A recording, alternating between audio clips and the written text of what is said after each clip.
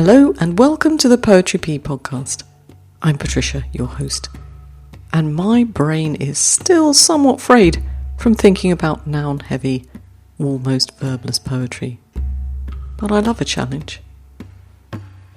If you listened to last week's episode, you'll know there was quite a bit of contemplation involved, on my part, and judging by your messages, on yours too. Thank you to everyone who responded to my little challenge to write noun-driven poems.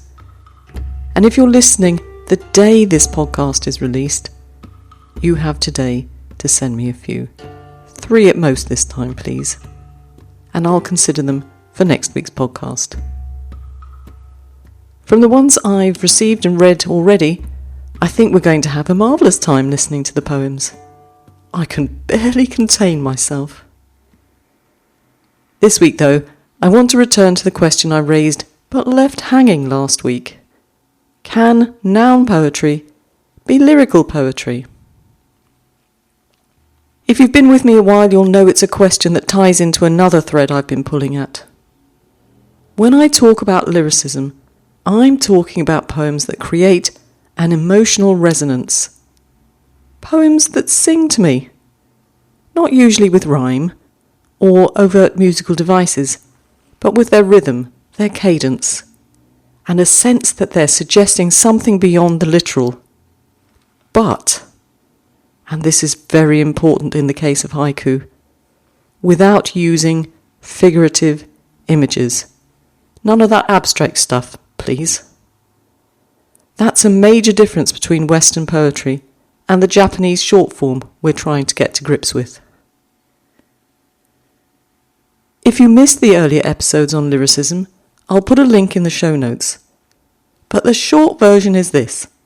I want my haiku and senryū to move me as well as show me something.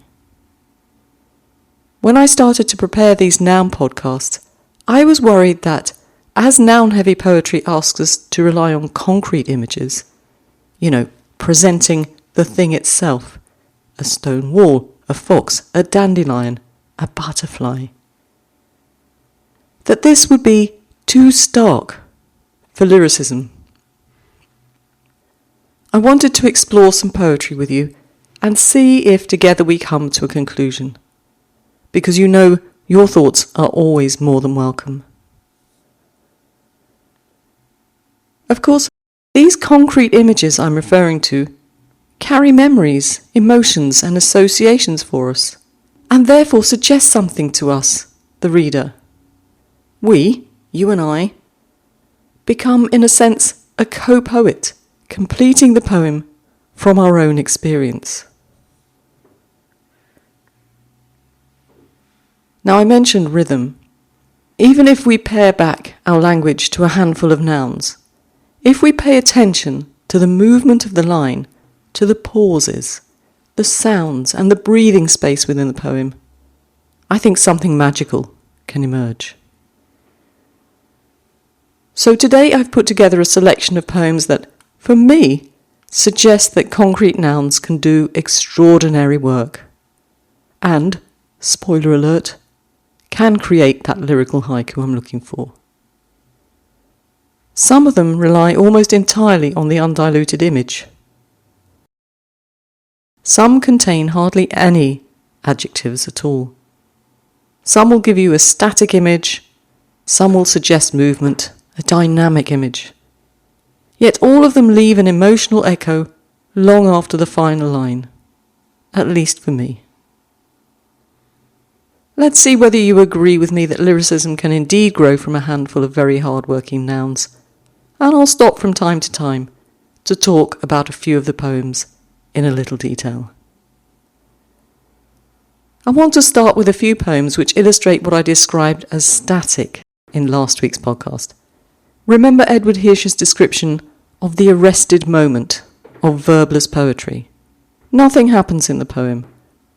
There is no narrative movement. Let's crack on, shall we? At the end of the night, snow fox. At the end of the night, snow fox. That's by Alan Summers, and it was in Leaf Fall, issue 1. in 2019. Now for me, I think this is an example of the static poem. Not a verb in sight. You and I are left to discover the relationship between all these industrious nouns. The end, the night, snow, and fox. Or maybe it's the end, the night, the snow fox. Probably the latter, but we're not certain. The opening phrase, at the end of the night, works as a temporal setting rather than an action. It allows us to establish in our minds where we are, that moment between darkness and daylight. The second phrase gives us the image snow, fox, and whether we read it as a fox in the snow, or a white fox, or snow and fox, the image is concrete and immediate. And so now we're probably trying to decide what this fox could mean at the end of the night. Is it the last creature of darkness before dawn? Is it a symbol of wildness emerging from silence? Is it a juxtaposition of dark against the light? And is the poet encountering the fox? Or is it coming from his memory? The poem refuses to explain any of this to us and invites us to become a co-creator of meaning, a co-poet. I think there's lyricism. Alan's not telling me what emotion to feel. Instead, the gaps he's left between 2 or 3 images helps me join the dots. I get a sense of solitude or quietness from the idea of snow. We don't know whether it's snowing or if we're in a place of whiteness like the Arctic areas, or a snowy landscape, but certainly I associate snow with quietness. And Alan tells us there's a fox at the end of the night. And he's not suggesting noise. So I think the quietness is enhanced. There's that sense of transience, of impermanence. And yes, again, that comes from the idea of snow, but also from the fox. A fox is a wild creature, and whether we're used to seeing the Arctic fox, a rural or an urban fox, what we know is that we're unlikely to tame it. It's going to disappear. So the emotion we're feeling as we read this poem is from suggestion. So that's one of my lyrical poem boxes ticked. I have my emotional connection. But what about the rhythm, the sound as I read it? There is in that first phrase a rolling melody, which perhaps fades as the darkness of the night fades away, which is followed by an almost abrupt 2-beat ending. Do the nouns echo in your imagination long after the poem has ended? Well, you can't tell me now, I know. But will you still be thinking about it tomorrow? The next day? At the end of the night. Snow Fox. Alan Summers.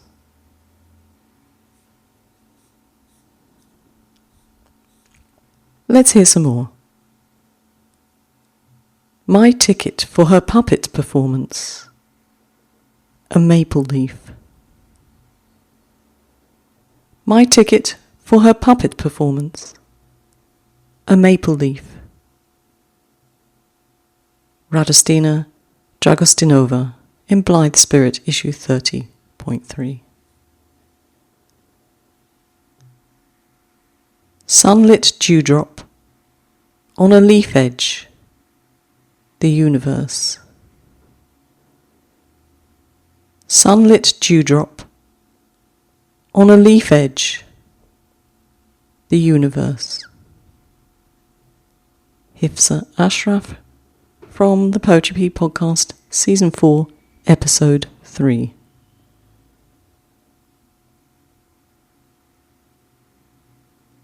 I really enjoyed that one and wondered, where is the lyricism in it? Because it's not just the sound and the rhythm, but it's also the wonderment in the images that Hifsa gives us. And all without adornment. Sunlit dewdrop, on a leaf edge, the universe. Hifsa Ashraf.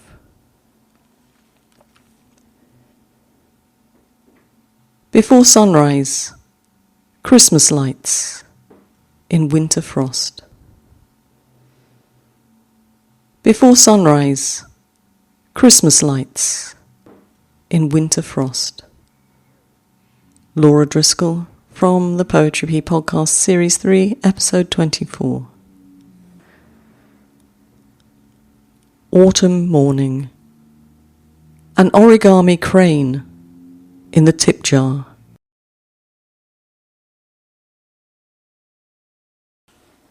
Autumn morning. An origami crane in the tip jar. Sharon Lynne Yee, Earthworks, an anthology of poems commemorating the 2023 Haiku North America Conference.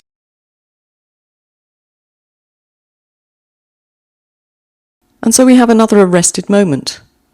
This poem feels almost like a snapshot, doesn't it? Sharon, as so many haiku poets do, has set the tone with the use of autumn morning at the beginning of her poem. Autumn being a season of abundance, it's harvest time. And so I carry this thought into the rest of the poem. And the origami crane, at least to me, takes on a richness that I might not have given it, were it not for the autumn morning. That crane is something that whoever put it there gave some thought to, used some skill to gift it to someone in the tip jar. This poem gives me such a feeling of hope and happiness, the goodness of humanity. How about you? I'm guessing these images might well suggest other ideas to some of you. Why not share them with me? Autumn morning. An origami crane in the tip jar. Sharon Lynne Yee. Ill. A butterfly pinned to the mattress. Ill. A butterfly pinned to the mattress. Mark Gilbert, Poetry Peys podcast, Series 3, Episode 24. Sunrise. A fawn at the edge of a low tide. Sunrise. A fawn at the edge of a low tide. Victor Ortiz, Blithe Spirit, issue 30.4. The next three poems are by Paul M. from his book Finding the Way, Haiku and Field Notes. Written, or at least published, in 2002. Well back from the cliff, dandelions. Well back from the cliff, dandelions. Spring rain, an old stone wall between pastures. Spring rain, an old stone wall between pastures.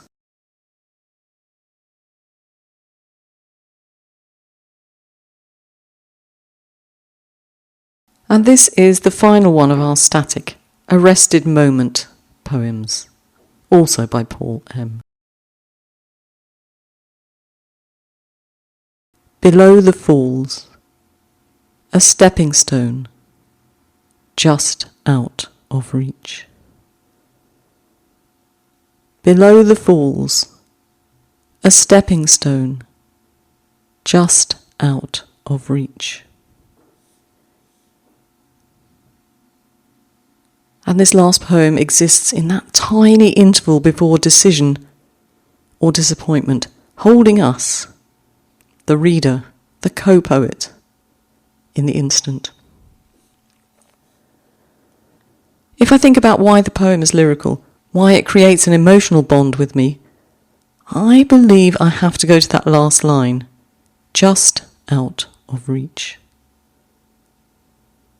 It suggests a number of emotions to me: frustration, longing, limitation, that the stepping stone is unattainable. But do you, like me, wonder if the poet is weighing up the possibility of trying to make it? Have we come across a metaphor for all those times in our life where we feel like we've reached a brick wall, or got to a place with a seemingly insurmountable obstacle in our way, literally or figuratively, but decided to go for it or to turn around? If you want to read more from Paul's book, happily, there's an easy way forward. You'll find the stepping stones in the Haiku Foundation's website. Of course, I'll put the link in the show notes. Right then, this is the bit you know I never enjoy doing, but it's a necessary evil. If you enjoy the podcast and everything else we do at Poetry Pea, I'd be enormously grateful if you could help keep it going. You can become a member, buy me a coffee, or make a donation via PayPal. Every contribution, however modest, helps pay for the website, the podcast hosting, the journal, and all the other bits and bobs that keep this wonderful community ticking along. But you know, support doesn't always have to be financial.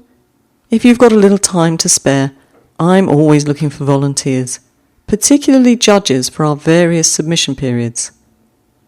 Reading poems is hardly the worst way to spend an afternoon, and it's a great way to give something back to the community. But perhaps the easiest thing of all is to simply tell another poet about us. Mention the podcast at your writing group, share an episode on social media, or send a link to a friend who you think might enjoy it. And I know that works because only this very week I had a lovely email from someone who discovered Poetry Pea through a recommendation from another poet. What a good friend. So a special hello to Donal, and a thank you to the person who pointed him in our direction. Poetry has always grown through conversation and community rather than algorithms, and every recommendation, every share, every coffee, every membership, and every helping hand makes a real difference. So, having got that awkward bit out of the way, let's get back to the poetry, where I'm so much more comfortable. And I have a few poems that, although there is no use of a verb, you can feel the movement in. Dynamic noun haiku, if you will. Hard at work on a bumblebee. Fire ants. Hard at work on a bumblebee. Fire ants. Christopher Peys, from the Poetry Pea podcast, Series 8, Episode 22. Now, if you want to pick a hole in my argument, you could say that the verb has been obviously omitted in this poem. Fire ants are hard at work. So, the verb to be. It's a technique often used in haiku. I think I mentioned it last week. However, I like to think of hard at work as an adjectival phrase. And now I'm having a little bit of self-doubt. Did I make that up? I'm going to have to ask Mr. Google later. Anyway, even if you supply the verb in your head, it's not really key to this poem, is it? I think the associations that the nouns suggest are the important element, particularly those fire ants. Where does your mind go when you think of them hard at work on the bumblebee? Can you see them swarming, dismantling and carrying bits away? You don't need a verb. The noun supplies all you need. Let's have some more dynamic noun poems. Winter storm. The shape of the wind in the bend of trees. Winter storm. The shape of the wind in the bend of trees. Máire Morrissey-Cummins from the Poetry Pea podcast, Series 3, Episode 24. What I really like about this one is that there's a paradox in that second line, the shape of the wind. Taken in the round, it's rather abstract. The wind has no shape. We have no idea what that could mean. But think about the suggestion of the first line, winter storm. There's something oppressive about this storm. Coming as it does at the end of the year, it feels destructive. So immediately, I think you and I will have an emotional tone in mind. And then that final line, in the bend of trees. Bend and trees being more concrete so we can put two and two together and see in that line the full force of the shape of the wind. No verbs, and yet there is movement, isn't there? And it reads so beautifully. Do you feel yourself moving with the words? I do. Winter storm. The shape of the wind in the bend of trees. Máire Morrissey-Cummins. A small twig in the way of a traveller. A small twig in the way of a traveller. Lovette Carter, Poetry Pea podcast, Series 3, Episode 24. The suggestion of a traveller gives us the element of movement in the poem without using a verb. But there's something else I wanted to highlight, something we haven't really discussed yet. The idea of metaphor. This subject really needs more than a brief mention in this podcast, but that small twig, well, it could just be a small twig. Or is the poem about the many silly little obstacles that get in the way of life's journey? Let me give you an example. Yesterday, when I was trying to write up my ideas for the podcast, a day I had put aside just to work on that, I get a message from my son, who's managed to lock himself out of his house, on the other side of the city, and can I please come and let him in with my spare key? What can you do? You step over the twig and continue. Hopefully. Big sky. Across the prairie, forget-me-nots. Big sky. Across the prairie, forget-me-nots. Katie Montagna from Presence, issue 80. And in this one, Katie has taken us from the immensity of the big sky to the little micro flowers of the forget-me-nots in her 3 lines. No verbs, but we've definitely moved visually, haven't we? Now here I have something a little special. It's dynamic and yet is written using only nouns. Rain. Mountain, lake, river, sea. Rain. Rain. Mountain, lake, river, sea. rain. James Young, The Poetry Pea Podcast, Series 3, Episode 24. That circular motion of the poem and the idea of renewal is so uplifting. And the sound to me is so melodic. Okay, here's a little elephant in the room. I haven't talked about that judicial adjective yet. So have a listen. Arugula. Such a tender word in my salad. Arugula. Such a tender word in my salad. Eve Castle from the Poetry Pea Podcast Series 4, Episode 24. And I chose this one deliberately, and I'll tell you why. Because it has something to say about language itself. The nouns themselves are fairly, if you forgive the pun, common or garden, arugula and salad. But it's the adjective that Eve has chosen that brings the poem to life. That word, tender. On the one hand, it describes arugula as a word. Eve isn't saying the leaves are tender, but the word itself feels soft and gentle when spoken. Its soft consonants and flowing vowels give it that musical quality. Definitely more musical than its British English equivalent, rocket. Although, in fairness, the Swiss German rucola is also a tender word. Anyway, I digress. Back to arugula and the adjective tender. Because tender is a very rich associative adjective. Ooh, that's a bit of a tongue twister, isn't it? A very rich associative adjective. There you go, got it this time. It inevitably spills over into the salad itself. And we begin to think of the tender leaves, fresh shoots, and delicate textures. I have a lovely, freshly picked small leaf salad in my bowl.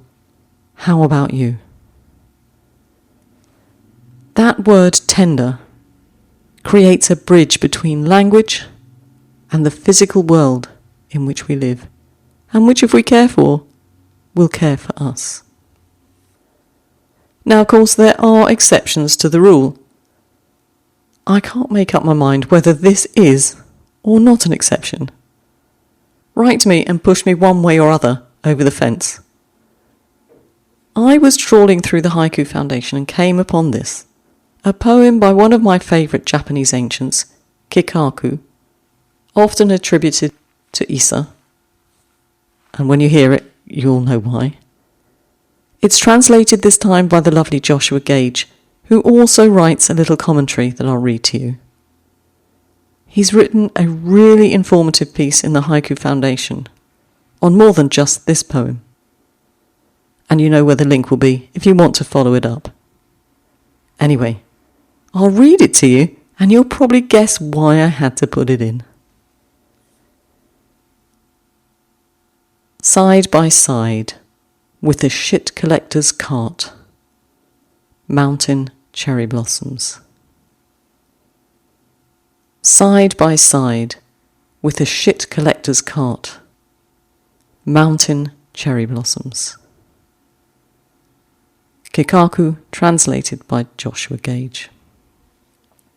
And Joshua says, obviously here we have the smell of excrement, but we also have the smell of the cherry blossoms that's implied. Clearly, Kikaku is juxtaposing the very base, banal, dirty sensation of the excrement in the cart, the manure and whatnot, with the beautiful and fleeting cherry blossoms. Very strong juxtaposition, but very clearly olfactory imagery, as well as others, visual and whatnot, but very clearly the smell here is being discussed. Why do I like it? Well, you can take the girl out of Britain, but you can't take the British humour out of the girl. But more than that, it shows that all of life is worthy of poetry. And these poems we've looked at today show that concrete nouns are anything but lifeless. A fox, a dewdrop, a stone wall, etc. They arrive with memories, emotion, and possibility. They ask us to slow down and to enter the poem, to mull it over, rather than simply consume it and move along. In haiku, you and I as readers are not passive observers. We collaborate. We bring our own experiences to the spaces that the poet has deliberately left open for us. I'd love to know what you think. Have I convinced you that noun-heavy poems can be lyrical? I hope so. Have these poems changed the way you look at nouns in your poetry? Have they encouraged you to strip away a few more verbs and trust your images just a little bit more, and to have a go at this technique? Will I see an increase in those hard-working nouns in various haiku journals? Right, so next week we'll hear the poems you sent in after last week's challenge. And as I said before, I'm really looking forward to it. I think you'll enjoy hearing how different poets have approached the same idea. And don't forget to support the video prompt with your poetry. There's a new one every month, except December. And remember, poems in the comments please, under the video on YouTube. If they're not there, they're not submitted. Of course, if you subscribe to Poetry Peys YouTube channel, you'll not miss a thing. And the big bonus point is that it's free. And there aren't too many things free these days. So until next time, let the nouns do the talking and keep writing. Don't forget to check out the show notes for links to a little bit more reading. Ciao!